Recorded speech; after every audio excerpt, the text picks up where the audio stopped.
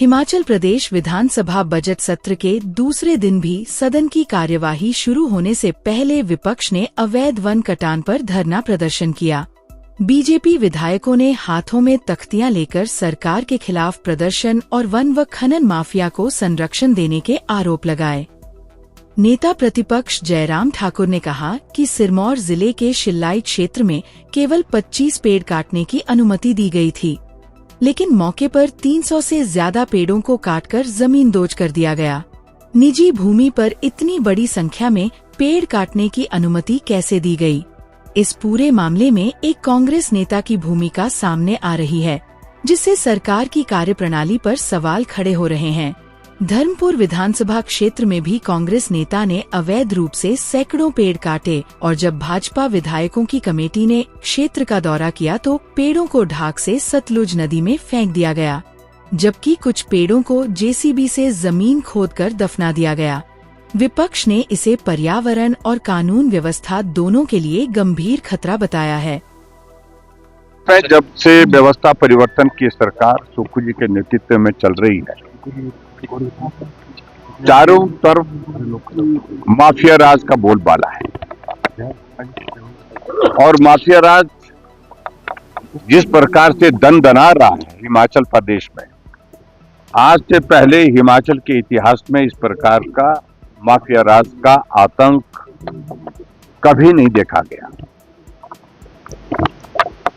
घटनाओं का क्रम तो बहुत लंबा है, लेकिन मैं थोड़ा सा इतना जरूर कहना चाहूंगा, विशेष तौर से सरकार की प्राथमिकता ही नहीं आज की तारीख में कि माफिया पर नकेल कसी जाए। कारण कि बहुत सारे लोग ऐसे हैं जो माफिया होने के साथ साथ सरकार का हिस्सा बने हुए हैं। सरकार के बीच में सरकार के काम को प्रभावित करते हैं।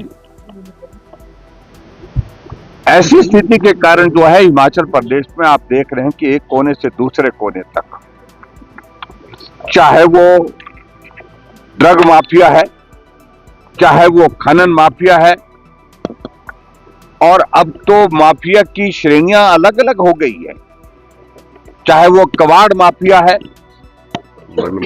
और चाहे वो शराब माफिया है, और वन माफिया का उदाहरण तो अभी आपके सामने ताजा देखने को मिला है। आपने देखा कि सिरमौर जिले के अंतर्गत शिलाई विधानसभा क्षेत्र में एक जगह सैकड़ों पेड़ काट करके जमीन दोष कर दी गए हैं, जमीन पर फेंके पड़े हैं। और परमिशन मात्र जो जानकारी हमको मिली, शायद 25 पेड़ की परमिशन दी गई थी। और मैं तो इस बात को लिए भी प्रश्न खड़ा करता हूं कि 25 पेड़ काटने की भी परमिशन किसी व्यक्ति को नहीं दी जा सकती है, क्योंकि निजी भूमि से अगर पेड़ काटने की परमिशन दी जा सकती है डीएफओ के माध्यम से, वो मात्र 3 दी जा सकती है, सिर्फ 3 दी जा सकती है। लेकिन 25 पेड़ काटने की परमिशन दी गई। थोड़ी देर के लिए मान लिया 25 पेड़ काटने की परमिशन दी गई, लेकिन पेड़ों की संख्या 300 से ज्यादा वहां पर गिनी गई। 300 से ज्यादा पेड़ काट दिए गए, बिना परमिशन के काट दिए गए। और अब तो यहां तक है कि जिस आदमी ने वो पेड़ काटे, उसने खुलेआम पत्रकार के साथ, मीडिया के साथ जो है बात करते हुए बात कही कि हाँ मैंने काटे। और वो व्यक्ति कौन है?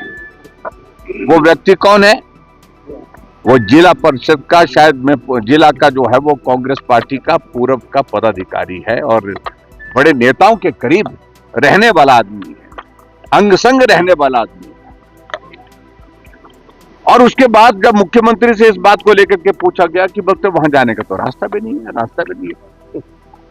लेकिन पेड़ वहां पर सैकड़ों काट दिए गए। और इससे पहले एक विधानसभा के अंदर एक और मामला भी उठा था और विधानसभा के बाहर भी उठा था। मंडी जिला के अंतर्गत धर्मपुर विधानसभा क्षेत्र में कांग्रेस पार्टी के एक नेता ने वहां लकड़ी के डिपो के लिए अप्लाई किया था, शायद अपनी पत्नी के नाम से किया था। अभी प्रोसेस चला हुआ था, अभी उसका डिपो स्वीकृत नहीं हुआ था। लेकिन उनको लगा कि जब तक के लिए परमिशन मिलती है डिपो की, उससे पहले मैं इंतजाम कर लूं। उन्होंने जंगल काटने शुरू कर दिए। हजारों ट्रक जो है वो लकड़ी के वहां काट करके एक जगह रख दिए गए। और एक जगह रखने के बाद और उसके बाद वहां पर उन सारी चीजों को लेकर के जब लोगों को मालूम पड़ा कि ये लकड़ी किसकी है, किसने काटी है और क्यों काटी है, कैसे काटी है, तो शोर पड़ा। और शोर पड़ने के बाद आप इस बात को जानते हैं कि हमने भारतीय जनता पार्टी की एक कमेटी कॉन्स्टिट्यूट की थी, जिसमें हमारे सतपाल सत्ती जी, बलबीर वर्मा जी, सुखराम चौधरी जी वहां पर गए थे और उन्होंने मौके पर वो रिपोर्ट देखी है। ये वो रिपोर्ट है। उस रिपोर्ट के जो है वो आधार पर आप अंदाजा लगाए कि कितना वॉल्यूम लकड़ियों का है काटा हुआ। सारा अवैध तरीके से काटा, कोई परमिशन नहीं। क्योंकि एक बड़े नेता को लग रहा था कि परमिशन हमको इसका डिपो मिलने वाला है और डिपो मिलने के बाद हम इन लकड़ियों को फिर बेचेंगे। ये देखिए, हमें ये दिख रहा है 15 दिन बाद, और ये कमेटी 15 दिन के बाद गई। और जब उसके बाद जब उनको मालूम पड़ा कमेटी आ गई, और उसके बाद क्या कर दिया उनने कि वो लकड़ियों को दबाना शुरू कर दिया। जेसीबी लगा करके कुछ लकड़ियों को जमीन के नीचे दबा दिया, कुछ लकड़ियों को वहां से ट्रैक्टर ट्राले में उठा करके ढांक से फेंक दिया गया ब्यास नदी में। और ब्यास नदी में वो फेंके गए जो लॉग जो हैं वो वहां पर पाए गए, वो देखे गए वहां पर जंगल के नीचे फेंके हुए। तो ऐसे में कुल मिलाकर के मैं ये कहूंगा, ये है वो फेंके हुए, ये देखिए, ये जो पेड़ फेंके हुए, ये सड़क ऊपर है और नीचे फेंके हुए।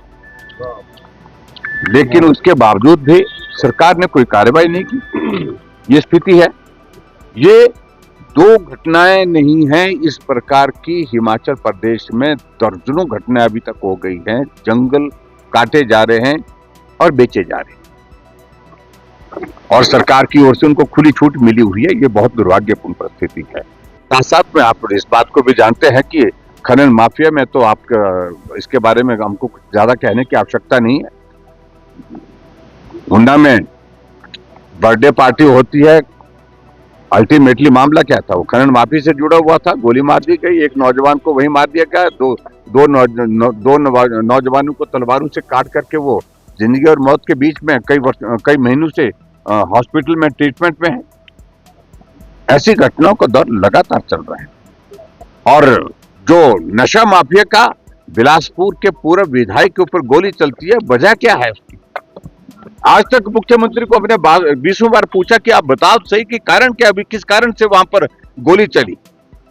अगर उसके इतिहास में जाएंगे तो इतिहास में एक ही चीज निकलती है, कभी वो लोग इकट्ठा होकर के काम करते थे, अब अलग अलग हो गए, धंधा अलग हो गया।